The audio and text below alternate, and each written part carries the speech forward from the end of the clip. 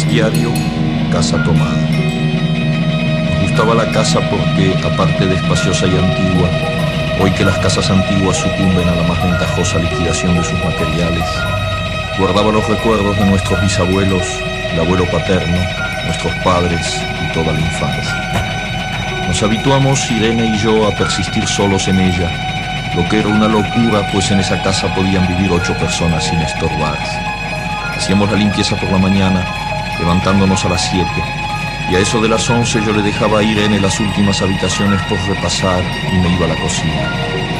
Almorzábamos a mediodía, siempre puntuales. Ya no quedaba nada por hacer, fuera de unos pocos platos sucios.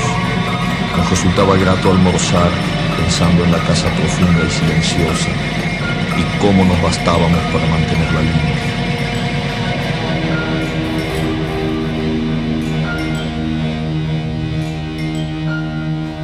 Júlio Cortázar nasceu em Bruxelas em 1914, cidade onde o seu homónimo e argentino pai desempenhava funções diplomáticas. Com a entrada das tropas alemãs em território belga, rapidamente a sua família teve de partir para o norte da Europa, passando 2 anos entre Zurique e Genebra. Depois disso, foram para Barcelona, só regressando a Buenos Aires em 1919. Editou o primeiro livro de contos em 1945 e um ano depois levou a Jorge Luis Borges um conto que ele prontamente incluiu na revista que editava Los Anales de Buenos Aires. O conto era A Casa Ocupada. 2 irmãos ocupam uma casa, residência antiga e espaçosa, com segredos, histórias e muitas memórias. Ruídos e outras alterações difíceis de catalogar. Por rotina, ele lê e ela tece. Os seus medos levam ao abandono gradual da casa, que vão fechando em parcelas. Até ao abandono final, quando saem e trancam a porta, não fosse algum pobre diabo ter a ideia de roubar e entrasse na casa àquelas horas, com a casa ocupada. João Morales, jornalista, começou no Diário de Notícias. Publicou na revista Correio de Domingo e pertenceu ao diário A Capital, ao semanário Gazeta de Lisboa e às revistas Meios e Publicidade e Mídia 21, da qual foi editor. Entre 2004 e fevereiro de 2012 dirigiu a revista mensal Os Meus Livros. Uma coisa que eu me habituei desde que estive sozinho é: vou fazendo e vou levando. Tem criado vários eventos e projetos, como o Festival Anual Livres ao Oeste ou o projeto Literatura Língua Comum para o programa Escolhas. Melómano convicto, é ouvinte dedicado de muitas e diferentes músicas. Conheço há 18 anos, ao Morales e às suas diversas obsessões literárias, mas nunca lhe conheci nenhuma tão presente quanto a que manifestou a 16 de outubro deste ano em relação à Casa Ocupada de Cortázar. Sabes que este ano estamos no centenário do Cortázar. Pronto. E uma das coisas que eu queria fazer era alguma coisa filmada a partir daquele conto dele, A Casa Ocupada. Já há muitos anos que eu leio aquele conto e acho que de alguma maneira aquilo é um bocado o cerne do que o gajo escreveu. Está ali uma série de pistas para seguir a obra dele. E comecei com essa ideia, falei com diversas pessoas, entre elas aquele gajo, o Adrian Lacey. Relembra-me. O Adrian Lacey é um gajo que vive nos Estados Unidos, que aqui há 3 anos esteve a participar numa mesa sobre conspirações no Fórum Fantástico. Mas depois, à última hora, não veio. Enviou uma carta a explicar porque é que não vinha, com uma explicação dos receios dele. É um tipo um bocado estranho. E depois, no ano seguinte, nós recebemos uma carta de um gajo chamado Edgar Fish Burroughs, em que basicamente dizia que o Lacey está morto e que por isso é que não podia ter vindo. O ano passado, ele voltou a enviar uma carta em que explicava: estou morto coisíssima nenhuma, estou vivo e bem vivo. E o tipo, às vezes, de tal maneira, diz-me que tu vais fazer uma coisa sobre isso. O que tu não sabes é que a casa do conto existe e é em Lisboa. Bem, mas ele diz-te onde? Não, vamos ter que encontrá-la. Mas a gente tem um mês para fazer isto. Temos um mês para fazer o documentário e tens um mês para encontrar a casa. Filipe, a casa é em Lisboa, nós vamos encontrá-la. Eu, quando penso nesse conto, eu lembro-me sempre do que seria se em vez dos 2 irmãos terem sido progressivamente postos fora das divisões até à rua, não é? Se eles, em vez de terem sido barrados em direção à porta da rua, se tivessem sido encurralados num canto da casa sem portas nem janelas. Esta história tem isso também, percebes? Tudo isto tem imensas portas de entrada. É preciso que tenha também de saída. Terá sido em Zurique que o pai de Cortázar conheceu Tristan Tzara. A amizade entre os dois foi curta, mas intensa, e Tzara ofereceu-lhe um conjunto de antigos escritos, entre eles um tratado de arquitetura construído em torno de uma teoria ancestral, cujo eixo é a certeza de que os materiais e a sua metamorfose têm um papel preponderante nas funções que o ser humano lhes quer impor. Foi a partir dessa teoria que Paracelso, homem ligado à medicina, mas também à alquimia, em terras suíças, na primeira metade do século XVI, escreveu que não são os olhos que veem, é o homem que os faz ver. Um dia, já a viver em Paris, Cortázar encontrou esses papéis que tinham sido do seu pai, por entre muitos outros que herdou e repousavam numa discreta arca quase esquecida num recanto da casa. As verdades antigas nunca ficam esquecidas para sempre. Morales disse-me que, segundo Adrian Lacey, foram esses papéis que revelaram a Cortázar a existência de uma casa até agora considerada produto da imaginação do escritor. Uma casa em Lisboa. Aos meus pedidos para ver e filmar as mensagens de Lacey, Morales respondeu com evasivas. A desculpa de que se tratava de correspondência pessoal e que por isso não deveria ser partilhada neste documentário, nem comigo, deveria ter-me alertado imediatamente de que havia alguma coisa nesta história que ele não me estava a contar. Hoje lamento não ter sido mais assertivo na minha insistência. Talvez as coisas tivessem resultado diferente. É que eu pedi, a primeira carta é quando eu lhe escrevo a dizer que estamos de volta do conto. E que o gajo me diz, pá, tu não sabes é que a casa existe, ou pelo menos existiu, é um bocado complicado estar a explicar o que é que isso significa. Pronto, logo aí, fica logo do existe ou existiu, uma casa que existe ou existiu, mas ou existe ou existiu. Pronto. Começa aí a confusão, não é?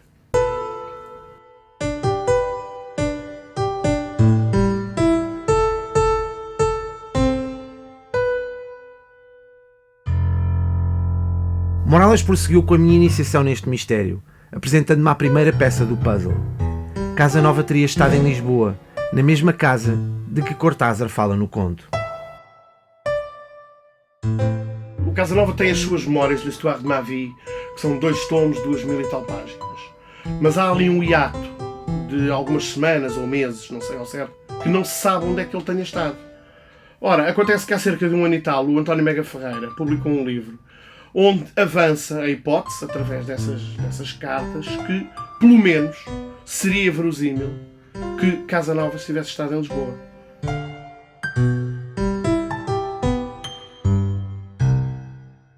Sabemos que Giacomo Casanova, esteve em Lisboa por causa de William Beckford, que esteve aqui 30 anos depois. Beckford, que era, além de um grande mitómano, um grande colecionador, guardava na sua abadia de Fonthill, que mandou construir para albergar as suas coleções de quadros, a sua biblioteca, e uma quantidade de antigualhas, recuerdos das suas numerosas viagens, guardava alguns objetos que ele dizia ter encontrado em Lisboa. Um pequeno frasco de perfume, como se sabe, Casanova viajava sempre com o seu perfume de água de rosas, e este perfume é um frasco de perfume de água de rosas que ele diz que pertenceu a Casanova, 2 bandas, 2 cintas em seda, uma fúcsia, outra amarelo dourado, que serviam de cintura para atar o calção usado por Casanova, e além disso, Beckford referiu no seu tempo a alguns amigos, embora não o tenha registado nas suas memórias, publicadas muito mais tarde, referiu que havia uma certa casa na qual, em uma das paredes, se via claramente a sombra de uma personagem que, pela sua altura, quase 1,90 m, não poderia ser outro do que Giacomo Casanova.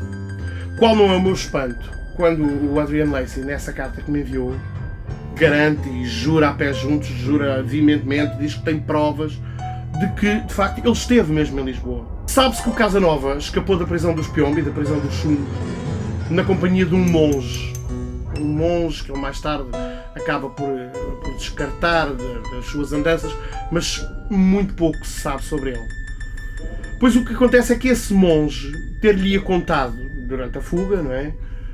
Acerca dessa casa em Lisboa, uma construção, o Lacey descreve, segundo o texto a que ele terá tido acesso, como uma construção que era mais do que isso. Era quase uma forma de vida autónoma que ditara o destino de todos os que se atreveram a por lá pernoitar. Ora, isto é tudo muito estranho e não é de espantar, não é? Essa coisa foi assim tão desagradável que o Casanova não tenha deixado qualquer relato sobre isso. O Casanova, passados uns anos, regressou, isso está documentado, regressou à França, foi diretor da lotaria francesa, era um homem próximo da corte, de Catarina a Grande das Rússias, de gente muito importante, mas há quem diga que esse não era Casanova. E que essa mudança, seja o que for que se tenha passado, passou-se na casa. Lo recordaré siempre con claridad, porque fue simple y sin circunstancias inútiles. Irene estaba tejiendo en su dormitorio. Eran las 8 de la noche y de repente se me ocurrió poner al fuego la pavita del mate. Fui por el pasillo hasta enfrentar la entornada puerta de roble y daba la vuelta al codo que llevaba a la cocina cuando escuché algo en el comedor o la biblioteca. El sonido venía impreciso y sordo, como un volcarse de silla sobre la alfombra o un ahogado susurro de conversación. También lo oí al mismo tiempo o un segundo después en el fondo del pasillo que traía desde aquellas piezas hasta la puerta. Me tiré contra la puerta antes de que fuera demasiado tarde. La cerré de golpe apoyando el cuerpo. Felizmente, la llave estaba puesta de nuestro lado y además corrí el gran cerrojo para más seguridad. 2 dias mais tarde, Morales é toda urgência quando me pede para nos encontrarmos em sua casa. Há dificuldade em abrir a porta da rua do seu prédio, o que o levou a ter de descer as escadas para que eu pudesse entrar. Seguiu-se nova barreira. Um aviso que na altura não conseguimos ou não quisemos ver. Então o quê, homem? Esta porcaria não abre. Não abre a porta? Ai, o caraças. Era o que faltava, era agora uma casa com vontades. Olha que esta.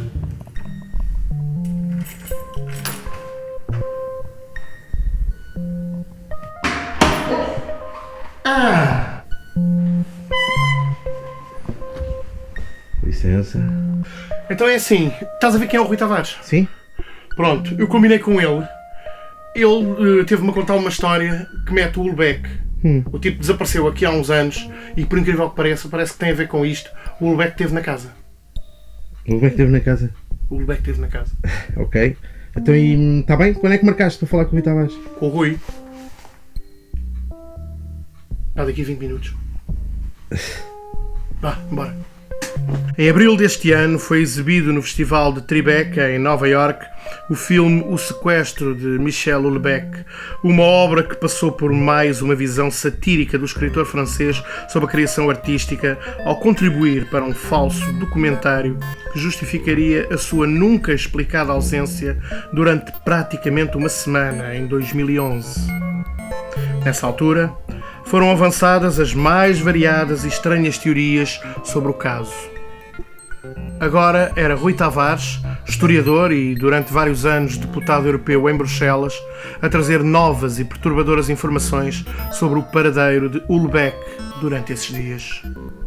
Bruxelas é uma cidade que tem marcas do Cortázar, porque ele nasceu lá, tem uma estátua lá, e há algum grau de orgulho ali nos meios intelectuais bruxelenses, pelo facto do Cortázar ser também, de certa forma, um bruxelense. Não um belga, mas um bruxelense. Portanto, nem um Flamengo, nem um Valão, mas alguém daquela cidade. Bem, enfim, quer dizer, acho que isso é um dado que, de certa forma, é capaz de matizar aquilo que eu agora vou dizer, e que não tem a ver com o Cortázar, tem a ver com o Houellebecq. A certa altura eu conheci lá alguém que estava a querer convidar o Houellebecq para uma palestra e ia falando com gente, franceses que moravam em Bruxelas, para tentar arranjar o contacto para o ter lá. Pronto, e ele é uma pessoa notoriamente difícil e havia sempre quem dissesse que não o conseguiam encontrar e tal. E foi aí que eu ouvi uma história acerca do desaparecimento do Houellebecq. Eu até então não tinha ouvido falar, depois fui procurar e confirmei que tinha havido um período de desaparecimento, e ele diz-me: tu és de Lisboa, não é? Então vais-te interessar por esta. O Wellebec desapareceu a certa altura e desapareceu porque estava em Lisboa. Eu não entendi bem, havia uma coisa à volta de uma casa, ele tinha estado numa casa e tinha passado por uma espécie de pesadelo ali. Não sei se ele tinha entrado sequestrado, não sei se foi atrás de alguém e depois não conseguia sair, não sei se mete drogas, não sei se mete bebida, não sei o quê. Sei que ele tinha ficado num ambiente, numa casa em Lisboa, da qual não tinha conseguido sair e que isso o tinha deixado completamente traumatizado. E, curiosamente, mais tarde, falei com gente que o tinha querido fazer vir a uma espécie de um café literário aqui em Lisboa, um evento também aqui, e que aparentemente ele nem tinha querido ouvir falar do assunto, e quando ouviu falar em Lisboa imediatamente desligou o telemóvel. E isto é tudo o que eu sei. Durante as gravações, reparei que Rui Tavares me olhava com alguma desconfiança, ou pelo menos curiosidade. Era como se estivesse à espera que fosse outra pessoa a acompanhar Morales neste documentário. Um detalhe que seria explicado logo de seguida. Essa história da casa, tu não andavas à procura da casa como é que ela se chamava? Pronto, isso agora não Como é interessa. que era? Obrigadíssimo, Rui. Ok. Vamos lá embora, vá. Temos muito que fazer. Ok, vá, vamos embora. Rui Tavares falara distintamente em alguém que andava também à procura da casa. Por decoro e por saber da longa amizade entre Morales e Rui Tavares, não aprofundei a questão naquele momento. Morales, no entanto, mantendo uma distância que eu procurei respeitar, não se inibiu de chamar a atenção do amigo, pensou por causa daquele deslize. Confirmavam-se assim as minhas suspeitas de que havia em toda esta história da casa ocupada de Cortázar muito que eu não sabia, e que pelos vistos não era suposto saber. O interesse de Morales na casa ocupada estava muito para além do literário. Achei perceber o verdadeiro porquê de querer encontrá-la, passei a temer que também ele se perdesse nela. Mal sabia eu que a casa já o havia ocupado. Depois de 2 dias sem responder a qualquer tipo de mensagem, Morales volta a contactar-me. Adrian Lacey escrevera mais uma carta, desta vez relacionando a suposta estada de casa nova na casa em Lisboa com o compositor italiano Giuseppe Tartini. Tartini nasceu em 1692 e morreu em 1770. Até perto dos 20 anos dedicou-se ao direito na Universidade de Pádua. O casamento secreto com a sobrinha de um cardeal deu origem a uma ordem de prisão. Disfarçado de monge, Tartini conseguiu fugir e encontrou refúgio no convento dos franciscanos de Assis. Adrian Lacey afirma que era Tartini, o monge com quem Casanova fugiu do cárcere. Nesta carta, Lacey aprofunda as ligações. Remete-me para um texto de Jorge Luis Borges, O Sonho de Coleridge. Segundo Lacey, aí é que está uma parte do segredo. No referido texto, Borges ensaia uma genealogia fantástica, iniciada com a construção de Xanadu, palácio mandado erguer por Kublai Khan.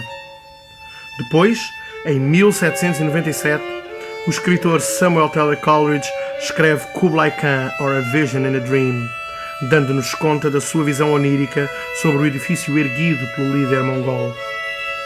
Por último, Tartini, que terá composto a sua obra-prima, O Trilo do Diabo, depois de ouvir o próprio demónio tocá-la em sonhos. Xanadu, erguido em pedra, o texto de Coleridge, em palavras, a música de Tartini, feita de sons intocáveis. A transmissão de uma entidade de forma cada vez mais volúvel. A casa ocupada de Cortázar, afirma Lacey, é uma manifestação dessa mesma entidade. Talvez um arquétipo ainda não revelado aos homens, um objeto eterno, para usar a nomenclatura do Whitehead, esteja a invadir paulatinamente o mundo.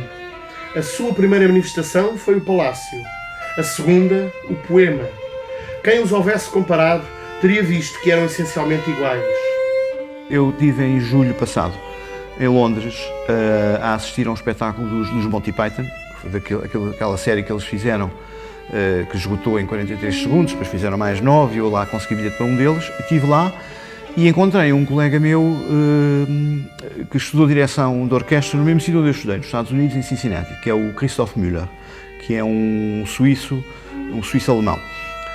Acontece que desde que nós acabámos o curso, que já lá vão quase 20 anos, ele começou a fazer carreira na Europa e já não o via há uma série de anos, como é evidente.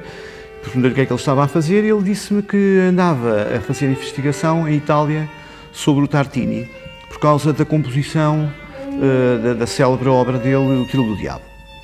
Ora bem, ele contou-me, nomeadamente, que depois de um sonho que o Tartini tinha tido com o diabo, que ao acordar pegou no seu Stradivarius, violino esse que era o primeiro Stradivarius que um compositor da época manuseava, pegou no seu violino e compôs nesse violino esse Trilo do Diabo, que é uma obra absolutamente diabólica de tocar, passo o termo. Acontece que o Christophe terá descoberto uns escritos do Tartini, nos quais ele explica que uma das razões que pode ter levado, para além do seu sonho com o diabo, que pode ter levado à composição e à gênese desse Trilo do Diabo, teria sido o facto do violino no qual ele tocou para escrever essa música ter sido pintado com sangue de uma mulher.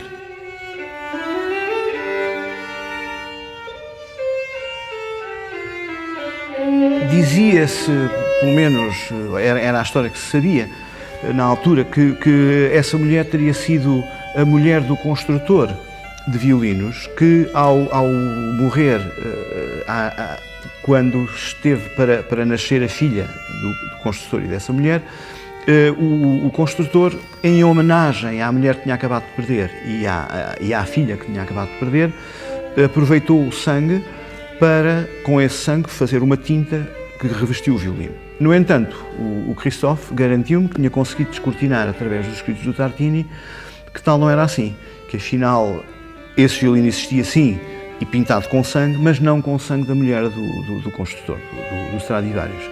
Sim, sangue que resultava de um sacrifício de uma jovem virgem num ritual satânico, e era esse sangue que estava na base da tinta que tinha sido usada para pintar o violino.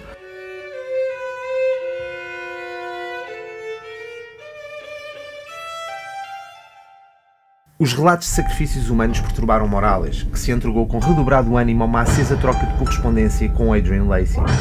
Para um misterioso americano, tudo estava relacionado com uma ordem que une o homem e o som, de que talvez a composição 4 minutos e 33 segundos de John Cage seja a mais conhecida das manifestações. Uma nova frase assombrava Morales. A estranheza transmite-se por sinapses inaudíveis. Charles Grady is the Laird caretaker. From what I've been told, I mean, he seemed like a completely... Decidi contactar Rui Tavares à espera de conseguir esclarecer este caso. Pedi licença ao Rui para gravar o telefonema. Ele concordou, mas talvez por isso tenha mostrado tão reservado nas respostas. Não deixou, porém, de demonstrar uma preocupação que fazia eco da minha. Eu conheço o Morales há imenso tempo. Quer dizer, foi uma das primeiras pessoas que eu conheci na escola secundária. Sim. Até tínhamos uma banda juntos. E depois temos cruzado, quer dizer, em revistas, em debates, coisas desse género.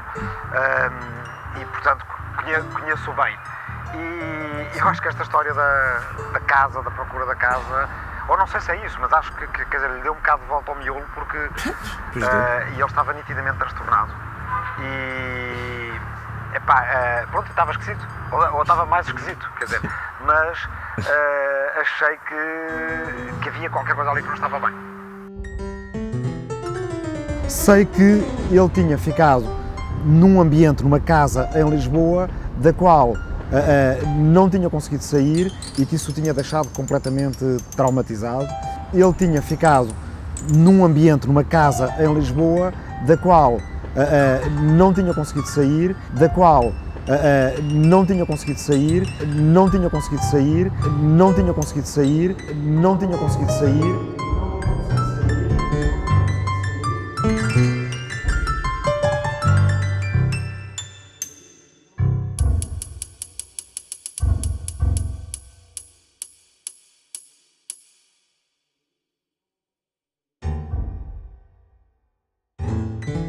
Mais de uma semana se passou até conseguir reunir novamente com Morales. Para além da questão profissional, de um documentário assente em conjecturas, carente em dados factuais, existia a longa relação de amizade entre nós. No dia 31 de outubro, vi-me obrigado a confrontá-lo com o que tinha descoberto. De todas as informações que a gente tem tido até agora, eu juntando A mais B, juntando a história do Casanova, juntando a história do Tartini, juntando a história de todas as entrevistas que a gente tem feito até agora, eu ainda não consegui chegar à conclusão de que fundamento tão grande é esse que tu tens, que o Lacey tem, para afirmar com tanta convicção que a casa é em Lisboa. Sim. Eu não consigo, eu acho que há qualquer coisa que tu não me estás a contar. E se nós estamos a fazer isto os dois, eu acho que devia ter acesso a toda a informação. Por exemplo, eu não percebo porque é que tu não me mostras as cartas do Lacey. Porque é que eu não tenho acesso às cartas do Lacey? Ó Filipe, eu já te disse, eu não te mostro as cartas por uma razão muito simples. Ao contrário das outras cartas que ele enviou para o Fórum Fantástico, estas são cartas que foram enviadas para mim. Ok? Não foram cartas enviadas para serem lidas. É natural que eu não tenha a ler as minhas cartas. Mas tem informação que é essencial para este comentário, certo? Há informação nessas cartas a partir do qual tu te baseias para dizer com tanta convicção que a casa é em Lisboa. E aquilo que nós temos... Eu estou-te a dizer que é em Lisboa. Mas como é que tu sabes? Que informação é que nós vamos passar no documentário para justificar isso? Porque eu até agora o que tenho são as coisas que o Lacey diz, que tu me dizes que o Lacey diz, Sim. que eu não te... Pronto, e que nós nem Mas sabemos. estás a insinuar que o Lacey não disse? Que... Eu não estou a ensinar, tu estás a fazer um documentário, tu tens de mostrar às pessoas aquilo que estás a dizer, porque senão parece tudo uma enfabulação, uma loucura. Desculpa lá, se eu estou a dizer que foi o que ele me disse, Mas tu estás a fazer então, o trabalho comigo, tens de acreditar no que eu te estou a dizer. o que eu quero é que seja dito no documentário quais são as provas. Tu sabes coisas que não me estás a dizer. E não me estejas agora a acusar de falta de honestidade em relação a este trabalho, porque se alguém que não está a ser honesto, desculpa lá, és tu. Tu estavas a fazer isto com outra pessoa, como tu sabes perfeitamente, não venhas dizer que não, e de repente eu sou metido agora ao baralho com muita informação que não está a ser dada. De quem é que o Rui Tavares estava a falar? Não faço a menor ideia. O Rui Tavares diz taxativamente: tu estavas a fazer este documentário, ou estavas a fazer uma investigação à volta da casa do Cortázar, a tentar encontrar a casa do Cortázar com uma ela. Quem é ela? Mas qual é ela? A única ela aqui é a casa. Morales, pronto, estás a tirar a maneira para os olhos. Eu tenho isso gravado, tenho o Rui Tavares a dizer taxativamente que tu estavas à procura da casa do Cortázar com uma ela. E eu não consigo perceber. Não, isso deve ter sido confusão tua. Ela é a casa. Qual ela? Qual ela? Não é ela nenhuma. Tu não andavas à procura da casa com como é que ela se chamava? Pronto, isso agora não Como é interessa. que era? Obrigadíssimo, Rui. Eu tenho a certeza que tu tens acesso a informação, tu tens muito mais informação do que aquela que me estás a dar. Não é a mim, é para o documentário, é para a coisa ficar documentada. Documentário quer dizer isso, é documentário. Desculpa lá, eu não percebo essa tua relutância. Porquê que a casa não há de ser em Lisboa? Não, porquê que a casa há de ser em Lisboa? Porque a casa é em Lisboa. A atenção de Morales virava-se agora para a obra de Lovecraft, mais exatamente para o conto intitulado A Música de Eric Zahn, escrita em dezembro de 1921 e publicada em março do ano seguinte. Lacey, numa nova carta, relacionava Eric Zahn com Tartini e a casa do conde de Lovecraft com a casa ocupada de Cortázar. Por sugestão de Morales, vamos falar com Filipe Melo, músico, realizador e autor da trilogia Dog Mendonça e Pizza Boy, onde as influências do imaginário de Lovecraft são notórias. Esta conversa reservava-nos uma surpresa. Eu faço banda desenhada e faço banda desenhada com 2 argentinos. Isto é complicado porque eles vivem do outro lado do planeta e nós encontramos uma vez de 2 em 2 anos, sempre que vamos fazer um livro. Costumamos encontrar-nos em Lisboa para fazer uma reperagem e para vermos quais é que são os melhores sítios para retratarem a nossa cidade, especialmente com o foco particular no ambiente mais especial que a nossa cidade possa ter, que tenha a ver com o fantástico e com o oculto. Então, obviamente que uma das referências que nós não podíamos contornar é o Lovecraft. Desde miúdos que adoramos o Lovecraft e isso está mais ou menos presente no nosso trabalho. O meu amigo Juan Cávia falou-me num conto que eu não conhecia, do Cortázar, que sendo argentino é conhecido por todos, mas este conto foi especialmente intrigante porque eu, sendo um cético, eu ponho as coisas todas de fantasia nos livros e o mundo real é o mundo real. Eu não acredito em nada, do que não vejo, pelo menos. O Juan Cávia é um apaixonado por música, por literatura, por cinema. E, obviamente, estudou História da Arte. E um professor dele falou-lhe neste conto da casa ocupada e garantiu-lhe que a casa era em Lisboa. Então, na primeira viagem que ele fez cá, ele ficou com uma opção que tinha de conhecer onde é que era aquilo. E andámos à procura e nada. Houve várias hipóteses de moradas e nenhuma delas se confirmava, nenhuma delas era um sítio possível. Por isso, simplesmente, na minha opinião, esta casa não existiu.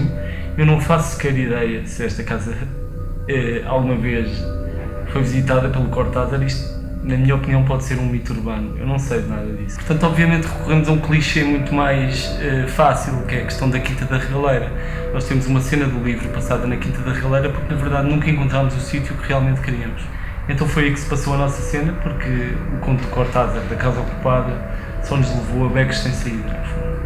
Relendo o conto de Lovecraft, percebi o óbvio, que nunca é mencionado o nome da cidade em que se encontra a casa do violinista Eric Zahn. Recordei a banda desenhada Doom Patrol, escrita por Grant Morrison entre 1989 e 1993. Com fortes influências dadaístas e borgianas, esta obra apresentava Danny the Street, uma rua que se deslocava no espaço, sendo por isso incerta a sua localização. Talvez que a obsessão de Morales estivesse já a ocupar-me o espírito, pois dei por mim a pensar que era possível que a casa de Cortázar estivesse nessa rua. Estás tão preocupado com este conto do Lovecraft é que não tens aqui rigorosamente nada que te diga que a casa é em Lisboa. Antes, pelo contrário, não está especificado nunca onde é que é esta rua, onde é que é esta casa. Olha, examinei, começa assim o conto, examinei com toda a minha atenção os mapas da cidade, porém, nunca mais encontrei a rua de Ossei. Não me limitei a examinar os mapas modernos, bem sei que os nomes das ruas mudam, nananana. Não é em Lisboa. Mas porquê que pelo facto de tu não saberes onde uma coisa fica, dizes que não é aqui? Morales, pode ser em qualquer lado, até te digo mais. A casa pode eventualmente ter estado em Lisboa, mas já não estar em Lisboa. Tu conheces o Doom Patrol, uma run que o Grant Morrison fez do Doom Patrol. Existe uma personagem que é a base de operações do Doom Patrol, que é Danny the Street, que é uma rua que hoje está em Londres, amanhã está em Paris, depois está em Nova Iorque. Aquela rua muda no espaço e no tempo. Epá, e tu já que estás tão preocupado com estas referências, epá, então se calhar pensa, e se a casa estiver nessa rua? Se a casa também andar por aí? Estiver hoje em Lisboa, amanhã em Nova Iorque, depois em Londres, pá, tu andas à procura de uma coisa numa cidade. Em Lisboa. A casa está em Lisboa. Como é que tu sabes? Quem é que te disse? É que é isso que tu ainda não me disseste. Tu no meio disto tudo nunca me disseste quem é ela, quem é que tem informações, que informações é que tu tens que nunca me deste, e eu ando aqui a fazer figuras. Mas ela o quê? Filipe, desculpa lá, isto assim não. Morales, eu preciso ter acesso a mais informação do que aquela que tu me estás a dar. Porque tu não estás a dar a informação, tu estás a sonegar informação constantemente. Não estou nada, Filipe, a casa é em Lisboa. Então mostra-me a casa, leva-me até à casa. Epá, eu não te mostro casa nenhuma, desculpa lá. Sai, Filipe. Desculpa lá, chega. Ah, tá bem, pronto, chega. Ok. Desculpa, mas chega. Ok. Fui a la cocina, calenté la pavita y cuando estuve de vuelta con la bandeja del mate le dije a Irene, tuve que cerrar la puerta del pasillo. Han tomado la parte del fondo.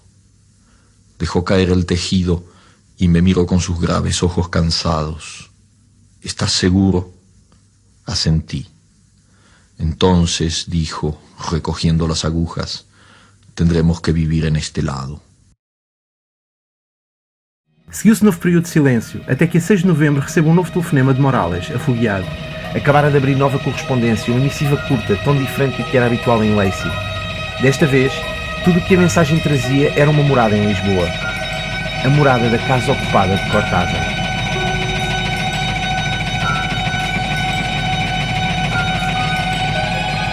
Pensamos que as cidades são ocupadas por pessoas, mas são as cidades que nos ocupam a nós. As casas onde julgamos habitar alimentam-se dos nossos medos e, quando nos damos conta, partem para outro lugar, levando parte de nós com elas. Rodeé con mi brazo la cintura de Irene. Yo creo que ella estaba llorando y salimos hacia la calle. Antes de alejarnos tuve lástima. Cerré bien la puerta de entrada y tiré la llave a la alcantarilla. No fuese que a algún pobre diablo se le ocurriera robar y se metiera en la casa a esa hora y con la casa tomada.